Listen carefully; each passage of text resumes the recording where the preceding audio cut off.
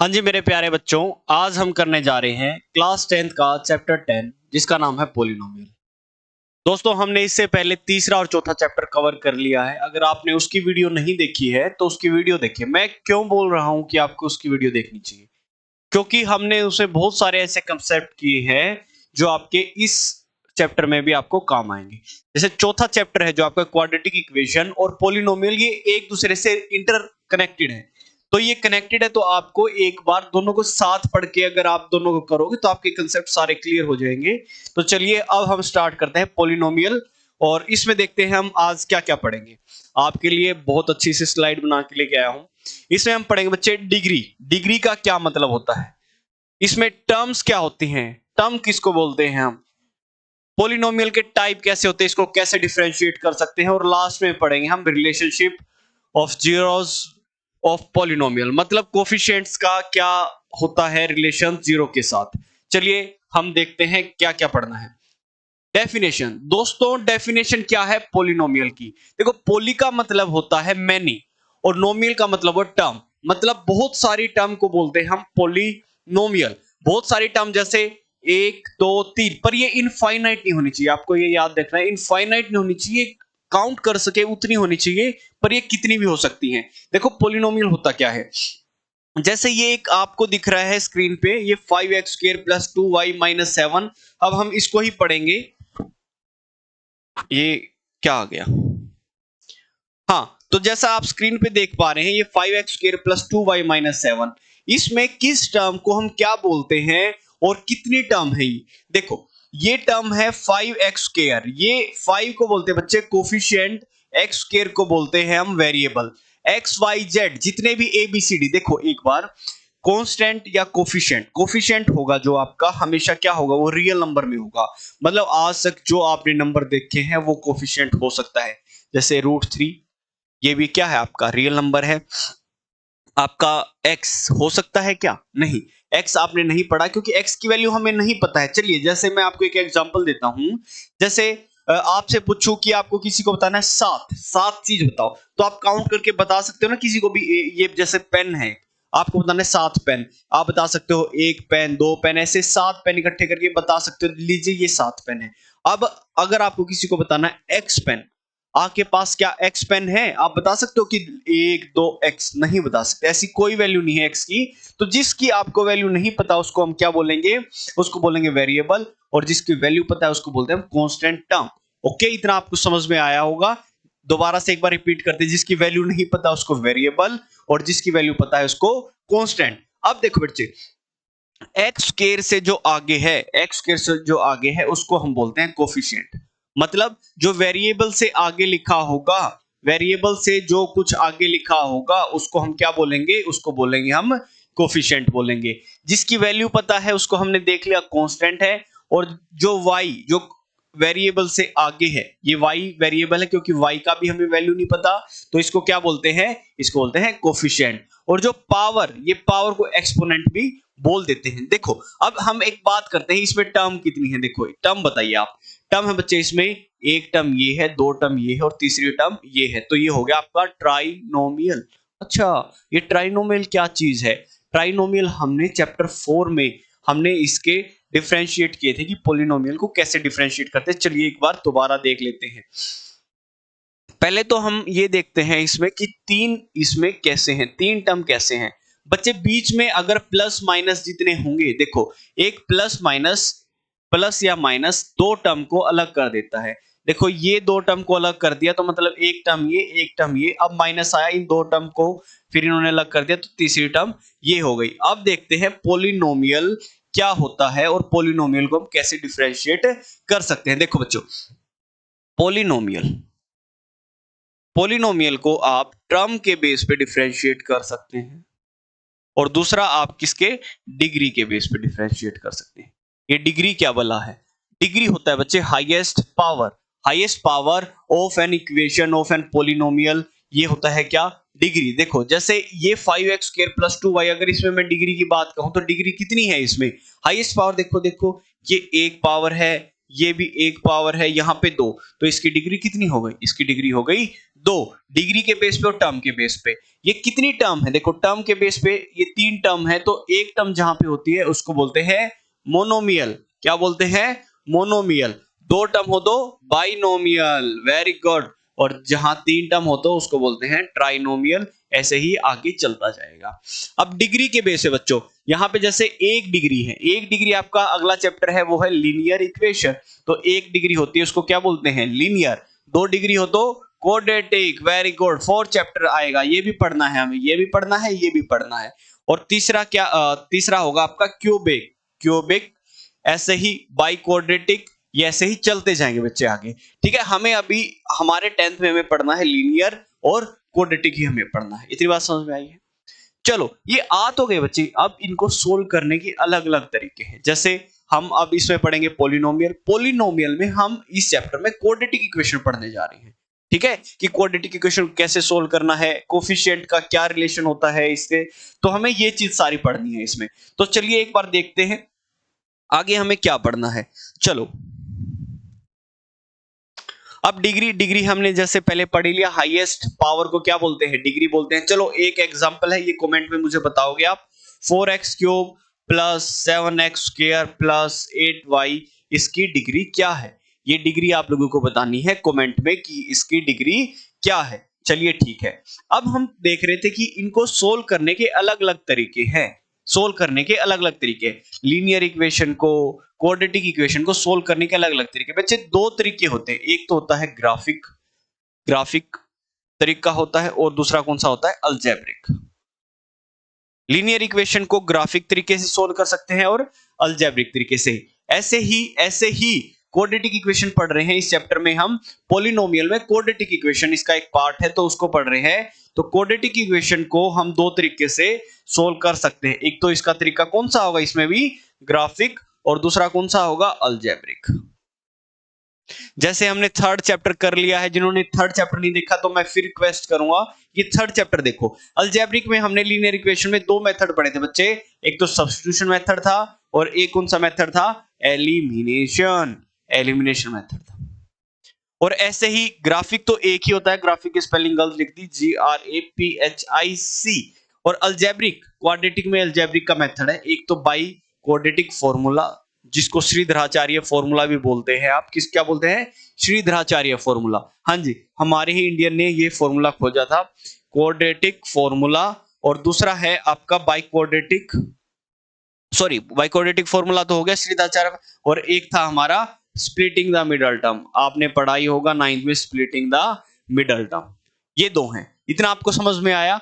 अब तक देखो मैं एक बार फिर से आपको क्या करवा देता हूं, रिवाइज करवा देता हूं। देखो हमने अभी पढ़ा पॉलिनोमियल। पॉलिनोमियल क्या होता है? बहुत सारी टर्म का मिक्सचर को क्या बोलते हैं? पॉलिनोमियल।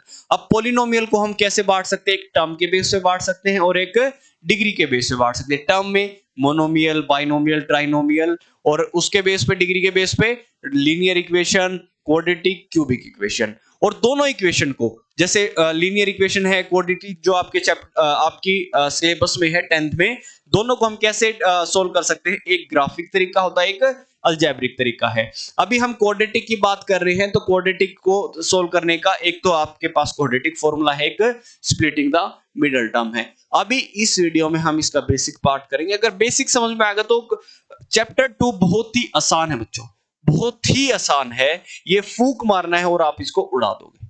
ठीक है, चलो आगे चलते हैं। अब relationship between zeros and coefficient of a polynomial. Relationship क्या है जीरोस में और कोफिशिएंट्स ऑफ ए पॉलिनोमियल में? हमने जिसने चौथा चैप्टर पढ़ा था उसमें हमने देखा था कि एक ड्रेस होती है क्वाड्रेटिक पॉलिनोमियल की। ये ड्रेस होती है ना? ये ड्रेस है। तो ये एक्स स्क्वायर का जो कोफिशिएंट है उसको ए बोलते हैं, एक्स का कोफिशिएंट उसको बी बोलते हैं, और ये है जो कांस्टेंट टर्म है उसको सी बोलते हैं। इतनी बात आपको समझ में आई है? ठीक है, अब हम देखते हैं कि भाई इसके जीरोस का और कोफिशिएंट का क्या रिलेशन है। देखो हमने देखा कि जितनी डिग्री उतने ही किसी इक्वेशन के सॉल्यूशन। जैसे क्वाड्रेटिक इक्वेशन की डिग्री कितनी है? 2, तो इसके सॉल्यूशन भी क्या होंगे? सॉल्यूशन भी इसके होंगे 2। सॉल्यूशन का मतलब इसकी 2 जीरो होंगी। ये सीता, गीता, राम, श्याम, ये एक ही नाम है। ठीक है, सॉल्यूशन बोल लो आप इसको, जीरोस बोल लो इसको आप, या इसको आप रूट्स बोल लो। ये तीनों एक ही चीज है, शक्तिमान ही गंगाधर है। ठीक है, ये तीनों एक ही चीज है पर नाम अलग अलग है। ठीक है, अब ये दो इसके रूट्स है, दो रूट्स है इसके, तो ये दोनों रूट्स, इसका कोफिशिएंट, जो ये कोफिशिएंट ए बी, इसके साथ क्या रिलेशन है, अगर आपके रूट्स आते हैं तो उनका क्या रिलेशन होगा ए बी सी से। चलो देखते हैं। अगर बच्चों हमारे पास, मैं कहता हूं, मान लो एक इक्वेशन है 5x² प्लस 7x प्लस 8, ये फॉर एग्जाम्पल, अगर हमारे पास ये एक क्वाड्रेटिक इक्वेशन है, तो मान लो इसके रूट्स हैं आपके पास, मैं कहता हूं दो रूट्स हैं, एक है अल्फा और एक है बीटा।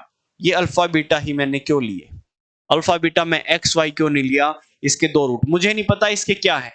जहां पे आपको कुछ नहीं पता होता इसकी वैल्यू क्या, वहां पे आप एक्स वाई मान लेते हो, पर यहाँ पे मैंने अल्फा बीटा मान लिया। क्यों मान लिया, क्योंकि बच्चे एक्स तो पहले ही दे रखा है, वाई भी आ सकता है कोफिशिएंट, तो इसलिए हमने अल्फा बीटा ले लिया। इसमें बात समझ में आ रही है।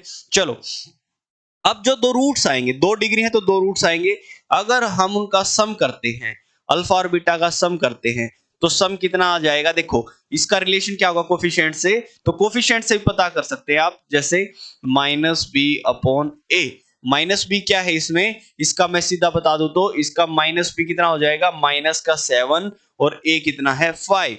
तो अगर दो जिसके जो रूट्स आएंगे उसका सम कितना होगा, -7 अपॉन 5। ऐसे ही प्रोडक्ट ऑफ रूट्स क्या होगा, c अपॉन ए। c हमने पढ़ा, ये कांस्टेंट टर्म को c बोलते हैं, ये हो गया आपका 8 और a है आपका x स्क्वायर का कोफिशिएंट, हो गया 5। तो जो आपके दो रूट्स आएंगे अगर उनकी आप गुणा करोगे तो उसका कितना आंसर आएगा, 8 अपॉन 5। चलो ये ही हमने लिख रखा है। एक क्वाड्रेटिक पॉलिनोमियल है तो ऐसे लिखी जाएगी, a0 नहीं होना चाहिए। क्यों नहीं होना चाहिए a0, अगर a0 हो गया तो एक्स स्क्वायर की वैल्यू क्या हो जाएगी, 0। तो वो एक्स स्क्वायर की वैल्यू ही 0 हो गई है अगर, तो हम उसको क्वाड्रेटिक इक्वेशन बोलेंगे कैसे मेरे बेटे, नहीं बोल सकते ना। तो ऐसे ही देखो, सम ऑफ जीरो, ये फॉर्मूला आपको रट लेना है, ठीक है। इसको आप 5 बार अपनी नोटबुक में लिखोगे और जो लिख लेगा वो बोलेगा मुझे यस, ठीक है, यस कमेंट करेगा। माइनस बी अपॉन ए, अभी हमने देखा ये minus B upon A, sum of zero, sum of roots एक ही बात है, सम ऑफ सॉल्यूशन। तो माइनस बी अपॉन ए और प्रोडक्ट ऑफ जीरो क्या है, minus C upon A. Very good, ये आपको क्लियर होंगे जब एक्सरसाइज करेंगे। एक बार आपको बस ये समझ लेना है, एक ओवरव्यू से लेना, अच्छा ऐसी बात होती है, ऐसे करना होता है। तो चलो आगे देखते हैं। अब क्वाड्रेटिक पॉलिनोमियल है, आपको ओनली किसी ने बोला कि लो लो बच्चे, सम ऑफ जीरो है। अगर सम ऑफ जीरो मैं कहता हूं आपके पास मान लो 9 है और product of zero, product of zero है 14, तो ये कहता है आपके पास मान लो दो रूट्स हैं, क्वाड्रेटिक इक्वेशन है तो दो रूट्स होंगे। वो कहता है जो दो रूट्स है उनका सम तो है 9, प्रोडक्ट ऑफ जीरो है उनका सम है 14। तो इससे कहेगा कि आप क्वाड्रेटिक इक्वेशन बना के दिखाओ।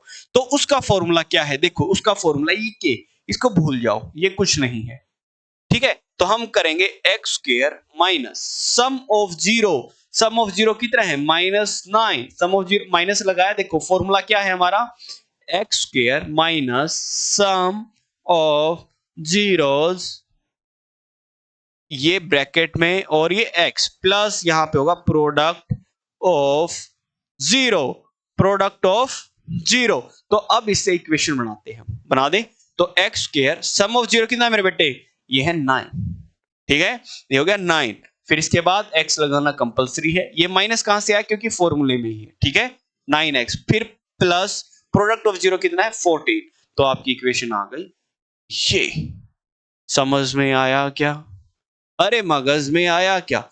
चलो ये दोनों चीज आपको समझ में आ गई, इक्वेशन कैसे बनाते हैं। इक्वेशन समझ में आ गया कि x square minus sum of zeros into x plus product of zero. तो यहां पे हमारा होता है इसका इंट्रोडक्शन पार्ट खत्म। ये हमारा इंट्रोडक्शन पार्ट था। तो एक बार मैं आपको फिर से रिवाइज करवा दूंगा, ये वीडियो देखते देखते ही आपको सारी चीजें पल्ले पड़ जानी चाहिए, दिमाग बुद्धि में आ जानी चाहिए। चलो देखते हैं पॉलिनोमियल क्या होता है। पॉली का मतलब होता है मैनी और नोमियल का मतलब टर्म, मैनी टर्म। उसमें पॉलिनोमियल में क्या क्या कौन कौन सी टर्म पड़ी, कोफिशिएंट होता है, एक वेरिएबल होता है, एक ऑपरेटर, प्लस माइनस को ऑपरेटर बोलते हैं, ठीक है।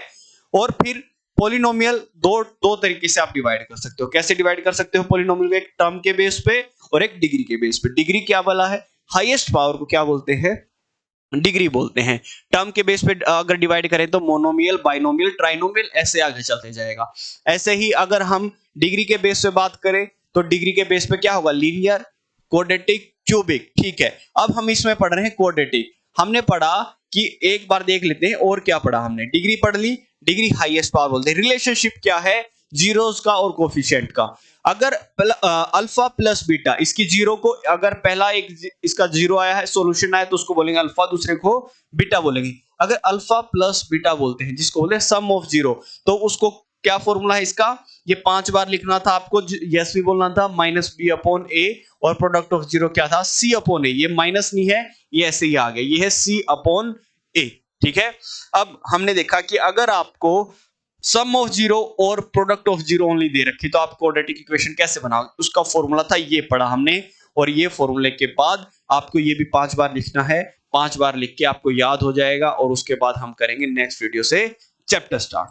चलिए आज की वीडियो में इतना ही, अगली वीडियो आप देखना। और आप डेली क्विज दे सकते हो जिससे आपके एमसीक्यू 20 नंबर के आते हैं, वो आप कहां से देखोगे, चलो मैं आपको बताता हूं। एक साइट है बहुत अच्छी, www.उपनिषद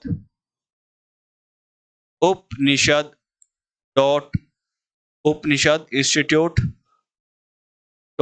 .in।